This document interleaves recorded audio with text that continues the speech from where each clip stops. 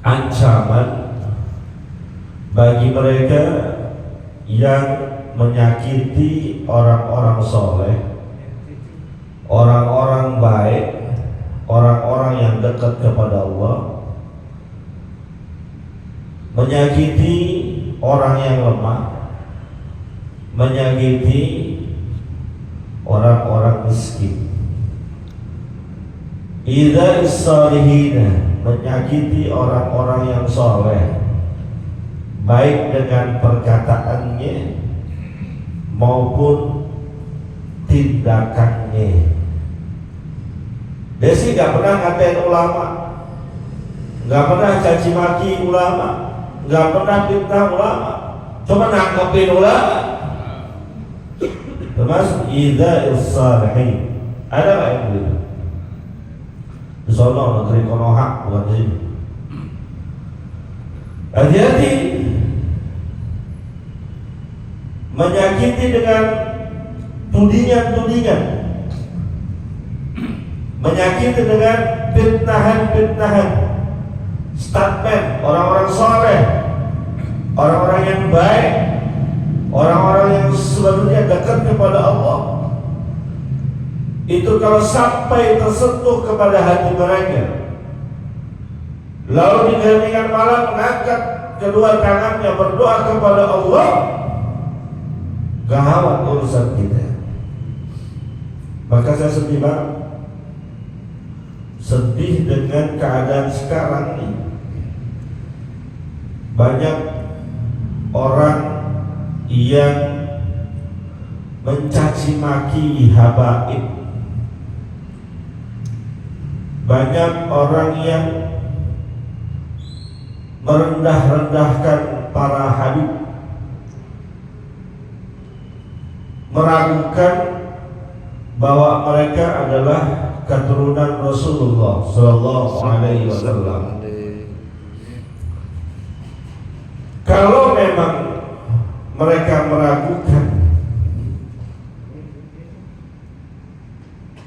bahwa Habib itu adalah cucu Rasulullah, berlandaskan fakta, kajian ilmiah yang sudah diujikan, monggo silahkan. Tapi jangan ada kebencian, jangan ada hasad, dengki, iri hati, ujung-ujungnya caci maki, bahkan fitnah. Ini yang gak boleh begini nih. Begitu pula sebaliknya, yang percaya bahwa para habaib adalah merupakan keturunan Rasulullah, berlandaskan fakta dan data, jangan juga mengcounter dan menyerang balik dengan cacian, makian, hinaan, dan bahkan fitnah. Ini memang lagi sengaja diadu domba biar umat Islam pecah. Kenapa? Islam terbesar ada di Indonesia, kekuatan terbesar kaum muslimin ada di Indonesia. Mohon maaf, para pejuang di Palestina, mereka bisa eksis sekarang ini, bisa boleh jadi karena banyaknya bantuan dari kaum muslimin yang bersumber dari negeri Indonesia. Mereka ingin hancurkan ini. Potensi besar Islam ada di Indonesia, dihancurkan dari dalam, dibuat riak-riak dari luar. Dulu zaman kita kecilan, diadu domba tuh antara NU dengan Muhammadiyah, yang kunut gak kunut, yang maulidan gak maulidan, yang tahlilan gak tahlilan, diadu. Sekarang keduanya udah dewasa, pemikirannya terbuka. Orang Muhammadiyah nggak tapi menghajar orang-orang yang suka maulidan. Begitu pula sebaliknya. Kan NU Muhammadiyah udah akur sekarang, ditimbulkan NU dengan Wahabi. Dikonter terus sama orang-orang yang mengaku Salafi, bahkan dikatakan sesat, bid'ah, binar, diadu terus. Tapi belum tergoyahkan. Yang maulid tetap jalan maulidnya, bahkan lebih kencang. Di tingkat elit sudah mulai terbuka pemikirannya. Belum berhasil dipecah belah, lalu dibenturkan lagi antara habaib dengan yang bukan habaib. Sengaja diadu domba. Maka kita orang awam, saya sering katakan, udah, urusan begitu bukan bagian kita. Guru-guru kita, nenek moyang kita mengakui para habaib adalah dzurriyyah Rasulullah, ikutin aja. Oh, kita gak paham kok ilmunya. Adapun mohon maaf, di antara mereka para habaib ada yang menyimpang. Ceramahnya jauh dari pemahaman agama yang benar, itu lain urusan. Karena yang model begitu, yang ceramah model itu juga banyak. Yang bukan habib ceramah model begitu juga banyak. Udah, jangan didengerin yang begitu, tapi jangan dicaci maki.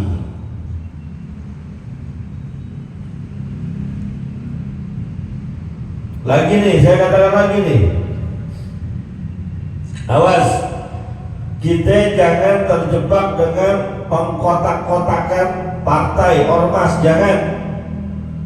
Di ormas ini banyak orang alimnya, yang di sini banyak juga orang alimnya. Di partai sini banyak orang alimnya, di partai belah sini banyak juga orang alimnya. Bentar lagi pilkada, baru saya sampaikan. Pilkada di DKI bulan apa tuh? November apa Oktober? Iya kan? Udah mulai dari sekarang tuh. Ada 3 calon, yang ini menjelekkan yang ini menjelekkan yang ini. Satu sama lain saling fitnah, saling hujat. Kita gak usah tunjukin kalau kita orang ngaji, beradab, berilmu, berpengetahuan. Kalau dari ketiga calon ada yang cocok, silahkan pilih. Gak usah memfitnah, mengunjing, mencaci, gak usah. Di antara mereka ada salah satu kita cocok, pilih. Kalau gak cocok Pak Ustaz, gak usah dipilih. Begitu aja. Jelas kan? Gak usah pakai diribet-ribetin, diribut-ributin. Habis gak ada si Ano sih Pak Ustaz, saya kan pengen pilih Ano. Gak usah dipilih, gampang. Saya kalau ditanya dari 3 calon yang ada, Ustaz paling cocok ya? Gak ada. Terus? Ya lu tahu sendiri, kalau gak ada, kok mau pilih siapa? Jelas kan? Ya lu gak usah ngikut gua, itu mah urusan gua. Kan begitu aja saya orangnya. Kenapa? Di masing-masing kubu ada orang solehnya, ada orang baiknya. Jangan gara-gara urusan dunia kita fitnah orang, caci maki orang, akhirnya di mulut kita bakal diminta tanggung jawabnya nih. Entar mulut kita ini yang tukang fitnah orang, caci maki orang, hina orang. Al-yawma nahtimu ala afwahihim wa tukallimuna aydihim wa tashhadu arjuluhum bima kanu yaksibun. Nanti pada hari itu tuh dihadapkan kita dengan sebuah persoalan besar, hisab dan mizan. Kata Allah, nahtimu ala afwahihim, kami tutup mereka punya mulut. Yang ketika di dunia sering berkata-kata, yang ketika di dunia sering berdusta, sering memaki, sering mencaci, sering menghina, sering fitnah, sering gibah, sering ngejelekin orang, ditutup nanti di hari kiamat. Kagak bisa ngomong. Wa tukallimuna aydihim, justru yang akan bertutur kata ini adalah kedua tangan kita, menceritakan bagaimana busuknya kita punya mulut, menceritakan bagaimana kotornya kita punya mulut, menceritakan bagaimana jeleknya kita punya mulut. Wa tashhadu arjuluhum, kedua kaki kita juga menjadi saksi. Iya benar, ketika hidup di dunia mulut ini orang kotor, jorok ya Rabb. Dan lagi di ayat yang lain kata Allah, inna sam'a wal basara wal fu'ada kullu ulaika kana anhu mas'ula. Telinga bahkan juga diminta pertanggungjawaban, mata juga begitu. Mereka satu sama lain saling bersaksi dan menguatkan apa yang kita lakukan di dunia. Mau ngapain? Ngaji ke sono kemari mulut gak bisa dijaga. Ya Allah, kita gak serak sama seorang ustaz, gak serak sama seorang kiai, udah gak usah pakai jelek-jelekin. Gue gak demen banget sama ustaz aku, gayanya tengil banget. Anak kemarin sore, dia secara umur boleh anak kemarin sore, tapi mungkin ilmunya lebih banyak dari kita. Kita mah tua doang. Awas, jangan sampai tindakan kita juga nyakitin orang-orang soleh, orang-orang baik. Jangan. Hati-hati, hati-hati. Ancamannya keras. Wada'bah, larangan juga, ancaman juga, menyakiti orang-orang lemah. Siapa orang lemah? Lemah ekonomi bisa, lemah kekuasaan. Ada orang rakyat jelata kan orang lemah. Kita ini orang lemah kalau dibandingkan para pejabat. Awas, yang diberikan amanah jabatan siapapun mereka, RT berarti dengerin teh, RT punya bawahan, RT atasan dari rakyat, hati-hati deh, jangan nyakitin rakyat. Maka RT kudu ngaji, alhamdulillah. RW mana RW? Dengerin ente itu punya bawahan, rakyat itu lemah di bawah kekuasaan ente. Hati-hati kalau mimpin, termasuk lurah, camat, wali kota, gubernur, bahkan presiden. Dengerin, kalau bikin kebijakan jangan nyakitin rakyat, jangan nyusahin rakyat. Nyakitin dengan cara apapun, kata-katanya, kebijakannya, sikapnya. Awas, ente nyakitin berapa ratus juta yang akan minta pertanggungjawaban di hadapan Allah. Maka jadi presiden hakikatnya gak enak, tapi gak pada rebutan. Jadi pemimpin hakikatnya gak enak. Kullukum ra'in wa kullukum mas'ulun an ra'iyati. Setiap kalian adalah pemimpin, dan setiap pemimpin akan diminta pertanggungjawabannya nanti di hadapan Allah. Kepala keluarga, suami, pemimpin di rumah tangganya, dia akan diminta pertanggungjawaban di hadapan Allah. RT, pemimpin, akan diminta pertanggungjawaban di hadapan Allah. Hati-hati, mentang-mentang baru jadi RT, 2 minggu kemudian bikin kebijakan, mulai bulan depan iuran RT yang tadinya 10.000 jadi 100.000. Ya mumpung jadi RT. Nyakitin kan? Nyakitin kan? Tuh hati-hati.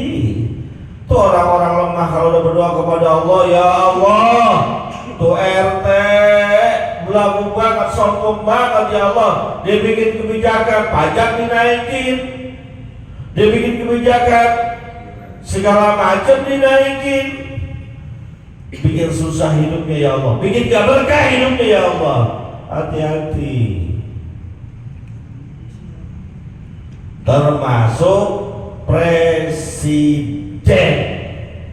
Hati-hati. Orang lemah. Jangan main-main sama orang lemah. Lemah di dunia, tapi di hadapan Allah semua sama. Termasuk yang ada di lingkungan kita nih. Mentang-mentang jadi ketua masjid, ada orang mungkin kelihatannya hidupnya sederhana, orang payah banget, disuruh-suruh, nggak dipikirin. Hati-hati. Kita ini misalnya Allah kasih kelebihan rezeki, lalu kita mempekerjakan orang, sewenang-wenang kita mempekerjakannya, jam kerjanya 15 jam, gajinya pas-pasan, tenaga kita porsir, bonus jarang dikasih. Hati-hati tuh, nyakitin, hati-hati, apapun bentuknya. Termasuk mungkin istri kita. Kira-kira istri kita lemah apa kuat? Pak, istri kita lemah apa kuat? Lemah. Kuatan kita apa kuatan istri kita? Kuatan kita. Kuatan istri. Berarti lu yang paling lemah.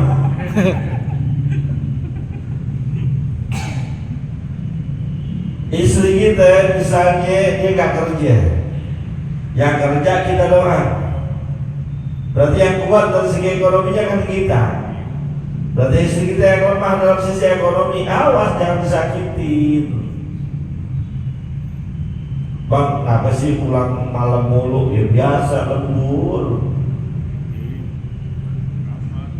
rapat, pulang malam mulu sih bang. Ya kan ngejar setoran, lu tahu sendiri cicilan motor 1.200.000, kontrakan 1.200.000, cicilan HP 600, itu aja udah 3 juta. Belum makan, belum listrik. Wajar dong kalau pulang malam. Padahal pada pulang malam nongkrong di pinggir jalan, narik kagak, nyalain aplikasi kagak. Bukan. Nyakit itu yang begitu. Awas, siapapun orang lemah di bawah kita jangan pernah nyakitin. Termasuk sama hewan juga jangan nyakitin. Sama kucing, enggak terbatas kucing, semua hewan. Kata Rasulullah itu orang yang sangat pengasih terhadap makhluk-makhluk Allah, bukan hanya kucing. Cuma karena hewan yang sering berkeliaran di rumah kita sekarang kucing, udah dah. Ada yang demen-demen banget sama kucing, yang gedeg doang, yang demen sampai tidur dikelola tuh kucing, saking demennya dia pelihara. Ustaz, hukumnya pelihara kucing apa ya? Hukum pelihara kucing apa? Jangan bilang boleh-boleh aja. Bahkan ada ulama yang mengatakan tidak boleh dipelihara kucing, karena dia termasuk binatang yang bertaring, yang kemungkinan dia memakan bangkai, dan bangkainya itu tersisa di mulutnya, liurnya nempel di lingkungan kita. Ini yang jaga-jaga pendapatnya. Pendapat yang kedua boleh-boleh saja, tapi demi kemaslahatan. Kau usah tahu-tahu ngomongin kucing, kan Rasulullah udah pernah nama kucing, siapa bilang? Nah ini yang saya kasih tahu nih, saya ingin luruskan. Rasulullah pencinta semua hewan, gak cuma kucing. Jadi kalau ada yang melihara kucing berdalih Rasulullah cinta banget sama kucing, Rasulullah juga melihara kucing, itu salah. Kalau ada suka kucing silahkan. Tapi tidak ditemukan dalil yang kuat bahwa Rasulullah memelihara kucing. Bahkan para sahabat tadi pun tidak ada riwayatnya yang memelihara kucing, kecuali kisah tentang Abu Hurairah. Itu pun bukan memelihara kucing. Saking sayangnya dengan kucing, Abu Hurairah ketika duduk ada kucing tiduran di jubahnya. Nah, Abu Hurairah mau meninggalkan tempat itu, tapi ada kucing. Dia sayang banget kalau dia bangun tuh kucing bangun. Ada yang mengatakan riwayat jubahnya dilepas, ada yang mengatakan jubahnya dipotong. Segitu doang. Jadi bapak-bapak yang melihara kucing, kalau landasannya karena Rasulullah melihara kucing, landasannya yang salah. Bukan nggak boleh melihara kucing, silahkan melihara kucing. Tapi pikirin juga kencingnya. Kencing kucing najis apa kagak? Najis. Hah? Najis. Iya, najis. Walaupun ada yang mengatakan tidak najis, itu pendapat yang sangat lemah. Tainya najis, berkeliaran di tempat kita. Kira-kira tuh kucing kalau habis kencing cebok apa kagak? Hah? Kagak kan? Nah, tempat dia habis kencing kan gak cebok. Kita nih habis kencing nggak cebok, ada najisnya nggak? Ada. Najis kan, nempel di baju kita, kena najis tuh baju. Sama tuh kucing habis BAB cebok nggak? Enggak. Habis kencing cebok nggak? Enggak. Dia berkeliaran di rumah kita, duduk di sofa kita. Kira-kira sofa kita muntah najis apa kagak jadinya tuh? Muntah najis. Pikirin dari situ. Kecuali sudah dia kencing yang cebokin. Kencing tuh cebokin. Jadi pikirin juga. Makanya sebagian ulama mengatakan sebaiknya tidak dipelihara. Kenapa? Jangan pelihara di dalam, karena menjaga wilayah rumah kita agar tidak terkena najis. Itu kehati-hatian. Kalau mau pelihara di kandang boleh nggak? Pelihara di kandang. Tapi jangan sendirian. Kalau dia perempuan, cariin lakinya. Kalau dia laki, cariin perempuannya. Karena laki-laki hidup tanpa perempuan betah gak? Haji Wawan gak betah, coba ditinggal sama istrinya 30 hari, senang apa kagak? Kalau gak botak ubanan nih. Bukan, Pak. Gak senang kita. Begitu juga perempuan hidup tanpa laki-laki gak enak. Maka salurkan hasrat biologisnya, termasuk juga melihara burung. Melihara apa lagi? Yang biasa kita pelihara apa? Kadal, itu kan melihara kadal masih. Iguana, ini Ustaz Agus dipelihara serem-serem banget. Burung hantu di situ. Ular. Pikirin juga itu kayak maksudnya. Saat merah anjing boleh gak? Merah anjing boleh gak? Boleh gak? Boleh. Boleh. Untuk berarti kalau menjaga binatang ternak, kita punya ternak gak? Ya, berarti kalau kita gak punya ternak gak boleh merah anjing. Jadi miara hewan juga kita pikirin, karena jangan sampai nyakitin. Kira-kira saya cuma pakai logika aja, kira-kira tuh binatang dikasih sakar emas, cuma sekotak doang, dia girang apa dia sedih tuh? Hah? Saya sih bukan nyindir yang suka miara burung, bukan, cuma kira-kira sakarnya dari emas semeter kali semeter, burung ditaruh di dalamnya, kira-kira tuh burung senang apa sedih? Hah? Sedih? Itu udah pernah nanyain belum? Dia sedih apa kagak? Karena kita nggak tahu perasaan burung, maka hati-hati. Jujur kalau saya nggak berani. Kenapa? Pertama, memang saya bukan ahlinya. Miara-miara kayak gitu bisa mati. Yang kedua, saya khawatir nanti di akhirat dia ngomong sama Allah begini. Walaupun hewan-hewan itu tidak ada hisabnya, hewan-hewan itu tidak ada mizannya, nggak ada surga nerakanya. Tapi hewan-hewan yang dizolimi diberikan hak untuk mengadu kepada Allah. Dia ngadu sama Allah. Ya Allah, iya, dia sih doyan ngaji bener, majlis taklim sering hadir, sholat berjamaah juga jarang ketinggalan. Cuma ketika di dunia saya disekep ya Allah di rumahnya, gak bisa terbang saya ya Allah. Coba kalau tuh ngomong gitu apa itu gimana coba jawabnya? Ayo dah, mau jawab apa coba? Paling kita bilang kan saya kasih makan ya Allah, tapi haknya untuk terbang.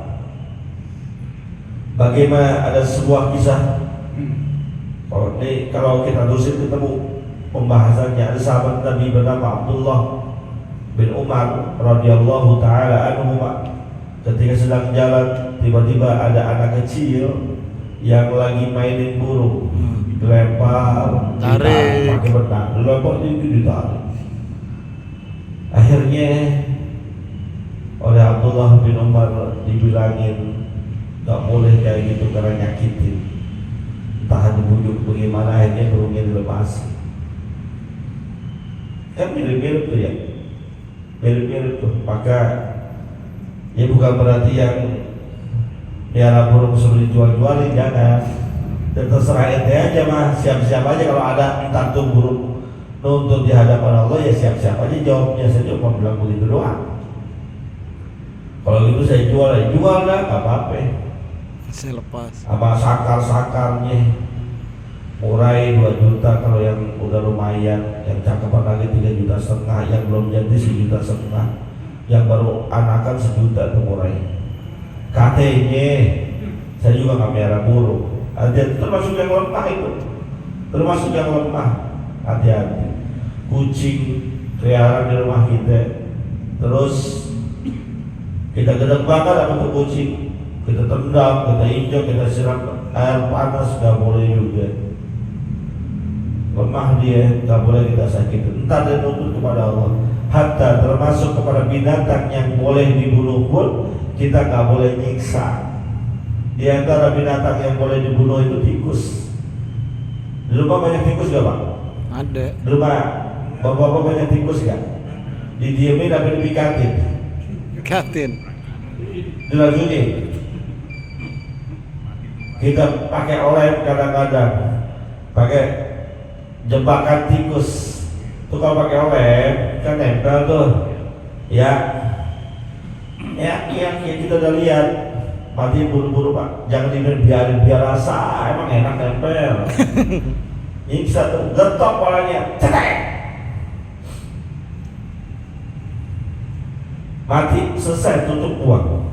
Yang pakai sangkar juga tuh, dulu yang sangkar jaring-jaring tuh yang panjang. Saya pernah lihat jebakan tuh, tertutup dia, ditaruh di atas genteng, mati kepanasan. Jangan. Ceburin kali. Matiin aja dulu, jirat kek. Kalau dulu waktu saya masih main senapan angin ya sama Bang Jati, Bang Jeki tuh, waktu saya kecil tuh, saya diajak-ajak sama dia tuh main senapan angin dulu, inget gak itu? Inget gak? Nembak burung. Nah, ya ada tikus, kita tembak tikus tuh. Kalau tikus yang disangkarin kita tembak aja, mati udah. Begitu tuh. Jangan nyiksa, nggak boleh nyiksa. Wal masakin, jangan juga nyakitin orang miskin. Dengan apa? Dengan kata-kata kita, sikap kita. Ada orang minta-minta, emang lapar perutnya, Pak, sedekahnya Pak buat makan. Mau makan? Kerja dulu, jangan minta-minta aja. Ya Allah. Kata-kata kita itu berasa sih. hati-hati. Kalau mau kasih, kasih. Kalau nggak mau dikasih, udah maafin ya Pak maafin saya belum bisa ngasih. Ini ngasih kagak galak juga. Diem aja kalau nggak mau ngasih, diem aja. Habis banyak mas tukang minta bohongan Pak Ustaz. Banyak juga tukang minta duitnya banyak kan iya mau gitu. Kan nggak semua tukang minta begitu. Jangan sakitin, intinya jangan sakitin. Kalau mau ngasih, ngasih. Kalau nggak mau ngasih, jangan.